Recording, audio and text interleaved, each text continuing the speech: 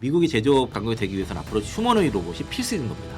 패러다임이 바뀐 거예요. 세계 최고 수준의 양산 노하우를 갖추게 될 것이고, 네. 경쟁사들은 양산 자체가 실체가 없단 말이에요. 언제 할지 이런 것들이 없는 반면에 현대차는 엔비디아와 구글과 협력을 했다는 거죠. 그거에 대해서도 되게 높게 평가를 하는 겁니다. 자율주행에 대해서만 충분히 뭔가 보여준다고 하면은 테슬라와의 본격적인 이제 정면 대결에 대한 자신감을 좀 필요로 했습니다. 현대차가 요 잘만 끌어가게 되면은 따라잡을 수 있다는 거죠.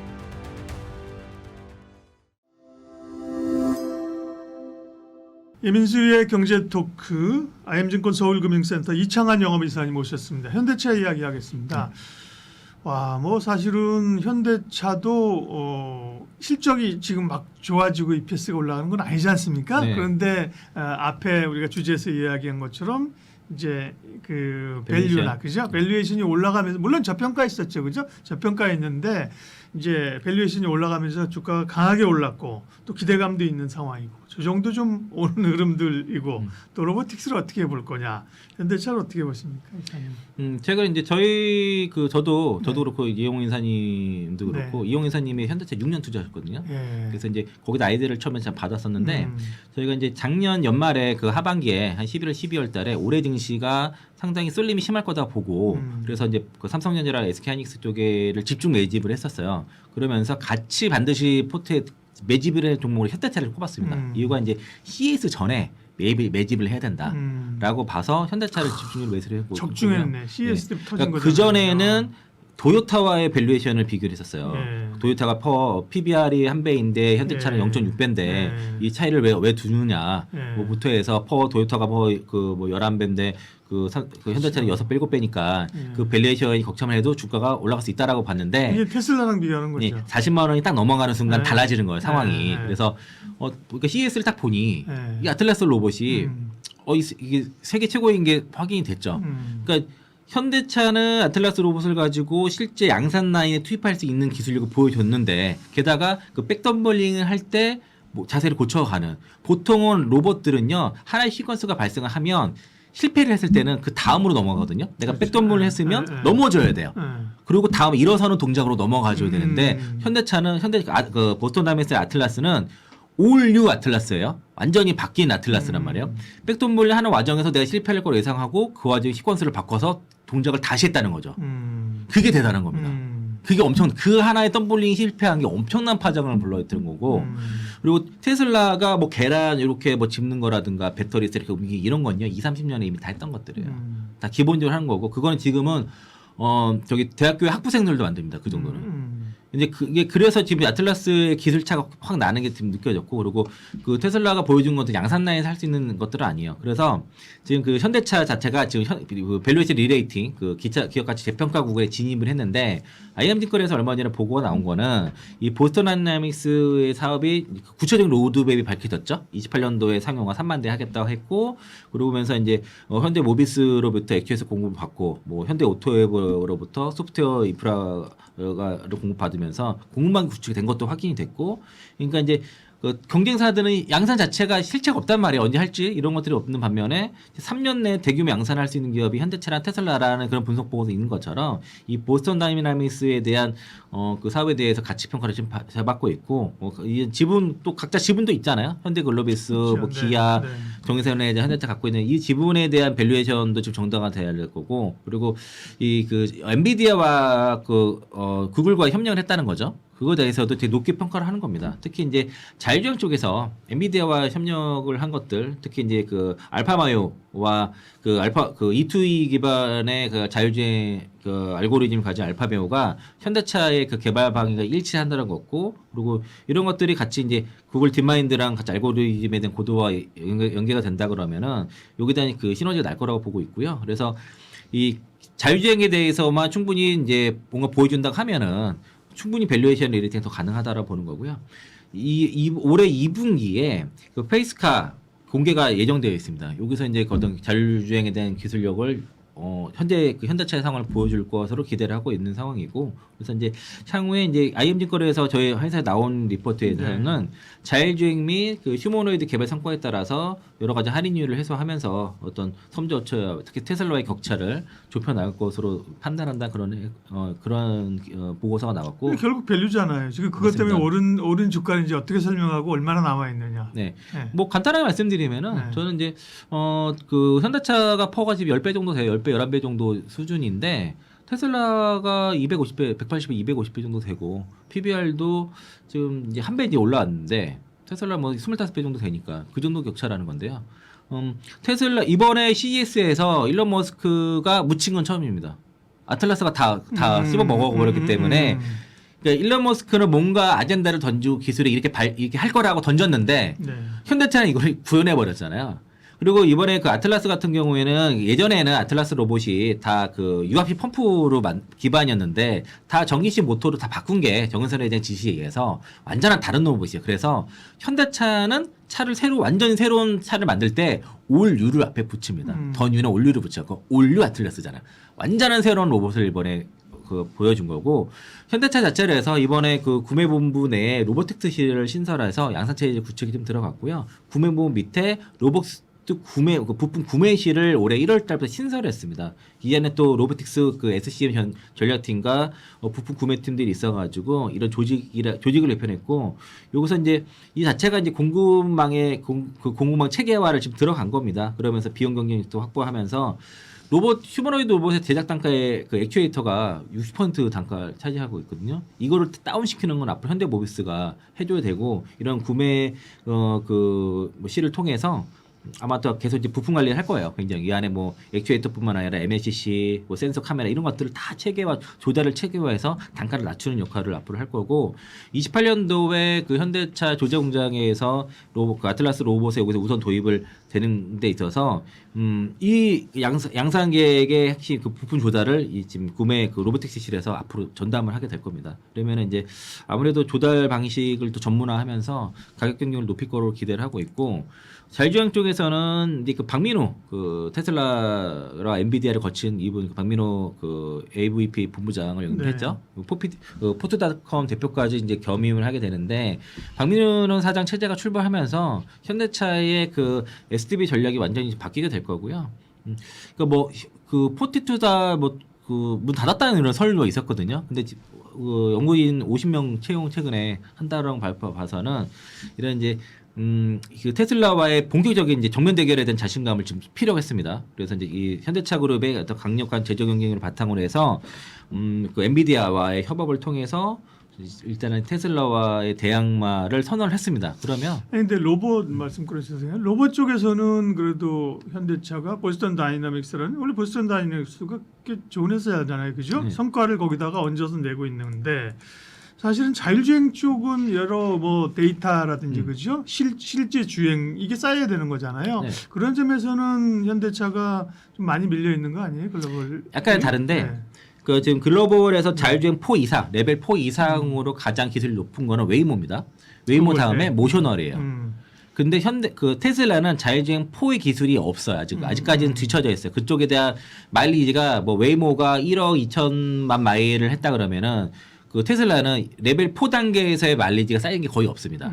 지금 테슬라의 핵심은 FSD는 2.5단계예요. 레벨 2에서 3 정도 사이 2.5 정도 되기 때문에 여기까지는 그 완전 자율주행을 보기는 어렵습니다. 근데 거기서는 또 현대차에 비해서 5년 앞서 있고 또 레벨 4 단계에서는 모셔널과 웨이모가 테슬라보다 5년 앞서 있습니다. 이게 좀 달라요. 모셔널은 이제 현대차하고 관련 있는 게 그렇죠. 예. 근데 모셔널도 올해 말부터 미국에서 상용화에 들어가는 거니까. 그러니까 이제 그 부분에서 본격적으로 이제 테슬라 경쟁이 붙으면서 이제 앞으로 이제 보여줄 거고 이 FSD와 견주는 그런 그 자율주행은 지금 현대차가 지금 5년 정도 4-5년 정도 뒤쳐졌다고 보는데 이 엔비디아와 협력과 구글 딥마인드와 협력 특히 박민호 사장 체계에서 요 잘만 끌어가게 되면은 한 2-3년 정도 따라잡을 수 있다는 거죠. 한 격차를 2년 내 정도는 좁힐 수 있을 거로 기대를 하고 있어서 그래서 이제 박민호 사장이 이런 체제에서 그 SDV에 대한 기술을 자체를 이제 실제 양산 체제에 완벽 구현한 것들 특히 알파마유라든가 이런 것들을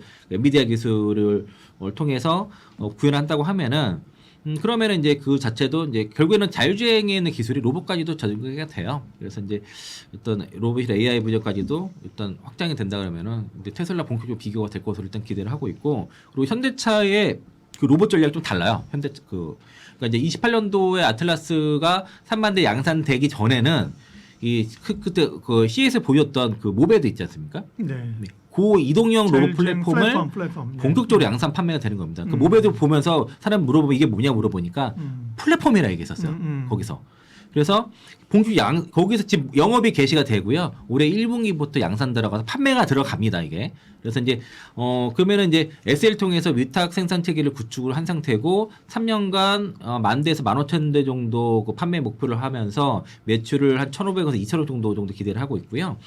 이게 모베드 특징 자체가 이게 이제 그 경사로도 이렇게 그 수평을 유지하면서 한 20cm 높이랑 한 10도 정도 경사는 다 이렇게 움직일 수 있고, 이 안에 물류 배송도 할 수 있고, 촬영 장비도 얹고, 광고 안내라든가, 그 골프백 같은 것들을 이런 식으로 만들 수 있고, 타는 용도, 순찰 용도로도 이게 다양하게 활용할 수가 있는 상태인데, 이걸 실제 판매한다는 겁니다. 실제 수익 모델이 되고 있어서 28년도에 휴머노이드 로봇이 양산 전에 모벨을 통해서 현실적인 수익 모델을 먼저 만드는 거죠. 이거는 그러니까 이제 이거 약간 이원화 전략이죠. 보스턴하이미너스는 휴머노이드 로봇에 집중을 하고, 그리고 아까 로보틱스 랩 같은 경우에는 이런 그 웨어러블이라든가 이동용 로봇 이런 거에 대해서 한 되게 14개 라인업을 준비하고 있어서 실제 판매가 앞으로 되는 거죠. 그래서 이제 그러니까 28년도까지 마냥 기다리는 게 아니라 이 로봇 모멘텀은 올해부터 발생을 하는 겁니다. 좀 달라요, 이 부분이. 네. 그리고 28년도에 그 현대차의 휴머노이드 로봇 아틀라스가 양산이 됐을 때는 그 삼성증권의 분석인데, 시간당 인건, 그러니까 가격은 제조 단가 기준으로 4,300만 원 정도까지 떨어질 수 있는데 시간당 인건비가 1.2달러까지 떨어질 수 있다는 겁니다. 현대차의 그 조작 공장의 시간당 인건비는 현재 66달러고 미국 시장의 미국 노동자의 시간당 인건비는 88달러 정도인데 이게 1.2달러까지 떨어질 수 있다는 거고, 전 세계에서 가장 인건비가 낮은 그 공장이 테슬라의 상하이 기가팩토리인데 거기가 7달러입니다. 근데 지금 조작 공장이 66달러니까 원가 단가 게임이 안 됐던 거예요. 그런데 이게 1.2달러에 떨어진다고 하면은 이거는 테슬라뿐만 아니라 이제 그 현대차도 이런 휴머노이드 로봇으로 가는 게 이게 시의 트림이고, 미국이 리쇼링을 하지 않습니까? 그렇죠. 제조업 기반을 미국으로 가져가는데 미국 인건비 비싼데 이거 어떻게 하냐? 패러다임이 바뀐 거예요. 바로 미국이 제조업 강국이 되기 위해서는 앞으로 휴머노이드 로봇이 필수인 겁니다. 그래서 그 현대차 무디니 사장이 얘기하기를 그 현대차가 미국에 투자하는 것에 대해서 트럼프 대통령 충분히 인지하고 있다라고 얘기를 했어요. 그러니까 이거를 막을 수 없는 그런 기라고 볼 수 있겠고, 그러니까 이제 현대차는 앞으로 그러면은 아틀라스 로봇이 되고 투입되는 그런 시점부터는 기존에는 거의 실전 배치가 되는 거지 않습니까?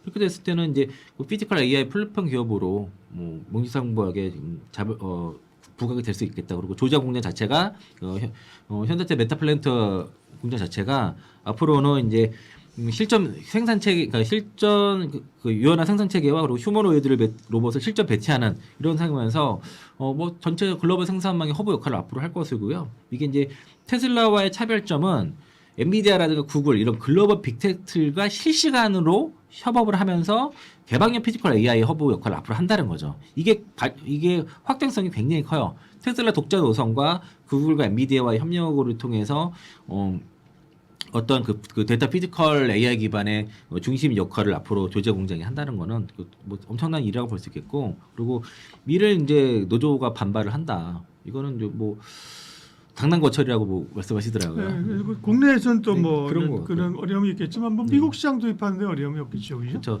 네. 이걸 막을 수 없을 것 같고요. 그러니까 노조도 대비를 해야 된다라고 생각이 들고, 아까 좀 설명을 드렸던 것처럼 시간당 인건비가 그 3만 대 생산했을 경우에는 1.2달러가 떨어진다 했을 때는 이게 또 360일 24시간 돌아가지 않습니까?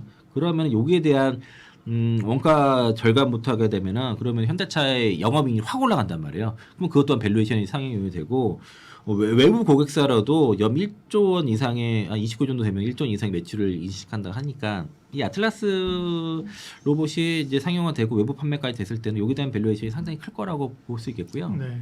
그리고 그럼 이제 앞으로는 현대차 그룹에서는 보스턴 다이나믹스에 대한 IPO 얘기가 막 나올 거예요. 그렇죠. 그러면은 이게 단순하게 상장의 의미뿐만 아니라 현대차 그룹의 지배 구조와 연관. 맞습니다. 그겁니다. 그러니까 이제 미래 기술에 대한 주도권 확보를 하면서 지배 구조도 개편하는 그걸 완성해야 하는 어떤 고도의 전략적 행보고 그래서 로봇 산업에 대한 글로벌 표준도 선점할 수 있으면서 재무 건전성도 확보하면서 또 이제 이게 어디죠? 그 소프트뱅크한테 이거 인수해 올 때 그 4년인가 5년 내에 상장하도록 약속을 했었어요.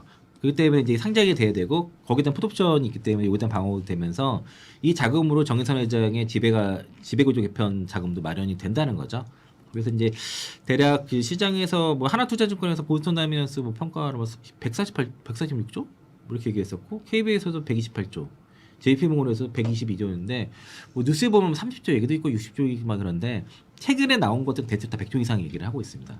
그러면 이제 거기서 정의선 회장이 한 22%가 지금 갖고 있으면 그 일부 뭐 한 지배구조 개편 자금이 최소 5조 이상 필요하다고 좀 들었는데 충분히 순환 출자 해소할 수 있겠죠. 그러면은 지배구조 개편 자체가 그동안 지배구조 문제 때문에 밸류에이션 할인을 받고 있었는데 이 또한 밸류에이션이 상향이 되는 거죠. 그러니까 현대차는 앞으로 그러면은 2021 그러니까 AI와 로보틱스 기반으로 인해서 종합 모빌리티 뭐 솔루션 기업으로 바뀐다고 하면은 현대 그 단순하게 이제는 뭐 도요타와의 밸류 비교가 아니라 그 테슬라와의 밸류에이션 비교가 직접적으로 될 거고요. 이게 이제 시간이 지나면 지날수록 더 크겠죠. 그러니까 테슬라가 현재는 아직 그 현대차를 보고서 깜짝 놀라서 옵티머스를 공장에 투입하겠다 했거든요.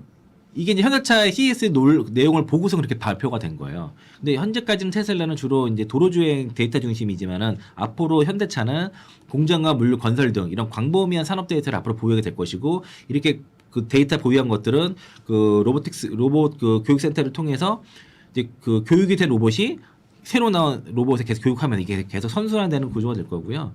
그리고 양산 자체가 지금 워낙 잘 만들잖아요. 그 현대차 그룹은 양산 세계 최고 수준의 양산 노하우를 품질별로 갖추게 될 것이고 네. 테슬라는 단차가 많아요. 어떤 경우는 트렁크 이게 단차가 안 맞아가지고 그 스스로 이렇게 닫을 때 펜트 깎아먹는 경우도 막 있습니다. 사이버 트럭 같은 게 단차 되게 심하고. 물도 샌다며. 그래요, 그렇죠. 그러니까 그리고 이제 도조 같은 폐쇄형 독자 노선을 AI 생태를 구축하지만은 아까 말씀드린 것처럼 엔비디아, 구글 과의 협력을 통해서 개방형 생태계를 구축한다는 거죠. 문제 이제 주가가 최근에 많이 오른 게 부담인데 밸류를 다시 리밸류를 주게 되면 네. 지금 이제 지난번에 59만 5천 원까지 갔다. 지금 50만 원 밑에 한 47만 원인데 그렇게 보면 50만 원 밑에가 비싸지 않다. 비싸지 않고요. 다만 이게 이런 얘기들이 최근에 갑자기 너무 많아져가지고 걔네들이 막 달려들었죠. 50만 원에서 막 겁없이 막 사요. 하니까 그런 것 때문에 주가가 제법 횡보할 것 같아요. 제법 기간 조정이든 가격 조정이 크지는 않겠지만은 제법 조정 기간이 좀 있기 때문에 그런 기간을 이용해서 네. 그래서 이제 매집을 해야 되는데 막 지금 여기서 뿔 막 사는 게 아니라 저희도 현대차를 26만 원부터 매수를 시작해서 31만 원까지는 최대한 물량을 잡고 더 갈 때 더 샀어요. 다 샀는데 그래서 이거 30일까지 사다가 아니 38까지 사자 하다가 42에도 샀단 말이에요. 그러다가 최근에는 50만 원에도 좀 샀습니다. 그러니까 일부 좀 샀어요. 50만 원 이하에서 좀 많이는 못 사죠. 조금 사긴 샀는데 이미 밑에서 물량을 많이 샀기 때문에 그렇죠. 위에서 조금 사도 부담이 없는데 네. 여기부터 신규로 물량을 많이 사기에는 부담이 될 수 그렇죠. 있기 때문에 네. 분할 매수하시고요. 최대한 누릴 때 천천히. 그러니까 지금 당장 못 가요. 그러니까 이제 1차 상승이 왜냐면 1월 달에 98%가 올라갔다 조정 구간이 있기 때문에 적당한 기간 조정과 눌림목이 필요하고 네. 그런 구간이 좀 발생했다. 천천히 하셔라. 의견 네, 드리겠습니다. 현대차가 달라지고 있다. 그 내용들 이청환 이사님과 말씀 나눴습니다. 고맙습니다. 고맙습니다.